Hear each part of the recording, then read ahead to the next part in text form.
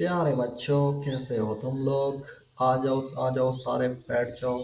आज तुमको मैं एक बहुत ही प्यारी और खूबसूरत कहानी सुनाता हूँ। किस किस को कहानियाँ पसंद हैं? अच्छा, तो ठीक है, फिर हम शुरू करते हैं आज की कहानी। सदियों पहले की बात है कि मुल्क यमन पर एक बादशाह हुकूमत करता था। मुल्क में अमन व अमान था। राया पर किसी कस्म का कोई टैक्स नहीं था। हर तरफ खुशहाली थी, जिसकी वजह से दरबारी और मुशीर बादशाह को अल्टी सीधी बातें बताते रहते थे। इन सब का टारगेट अक्सर वजीर होता। इस तरह कई वजीर सवा हुए और कई एक को बादशाह ने मरवा दिया, जिसकी वजह से दरबारी और मुशीर खुद को ताकतूर समझने लगे थे। एक दिन बादशाह ने एक नया वजीर मुकर्रर किया। इस वजीर को चंद दिनों में पता चल गया कि दरबार में हास्ती टूला बहुत ख़तरनाक है। वजीर उनकी तरफ से महतात हो गया। वो उन्हें अहमियत न देता, जिसकी वजह से वो उसके खिलाफ हो गए। एक दिन एक दरबारी ने बादशाह के कान में कुछ कहा। बादशाह ने एक बकरी मंगवाई और वजीर से कहा कि ये बकरी ले जाओ।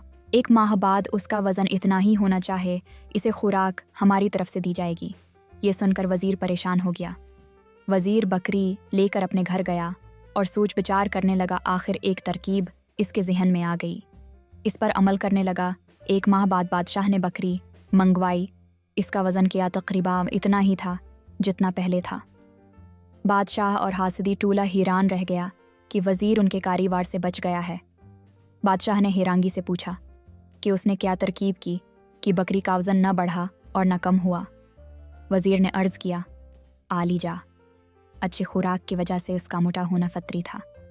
मैं खुराक के बाद उसे शेर के सामने बांध देता था, जिसके खौफ से उसका खून ड्राई रहता और मोटी न होती, और अच्छी खुराक की वजह से कमज़ोर भी न होती। बादशाह ये तरकीब सुनकर बहुत खुश हुआ और इनाम वकराम से नवाजा और हासिदों को डांट पिलाई। फिर दरबारियों की तरफ देखते हुए बादशाह ने कहा, इन हासिदों के कहने पर अगर वज़ीर को सज़ा दे देता तो ज़िंदगी भर अफसोस रहता। मुझे अल्लाह ने इतना अच्छा वज़ीर दिया है, मुझे उसका शुक्रगुज़ार रहना चाहे। देखा बच्चों, हसद कितना बड़ा है। अगर वो हसद ना करते, बादशाह के दरबार में आली अहदों पर रहते और ज़िंदगी भर ऐश करते। हसद एक बीमारी है जो इंसान को जला देती है और हासिल भी कुछ नहीं होता। ये भी सच है कि हासिद अपनी ही आग में जलकर राख हो जाता है। इसलिए हमें किसी से हसद नहीं करना चाहिए।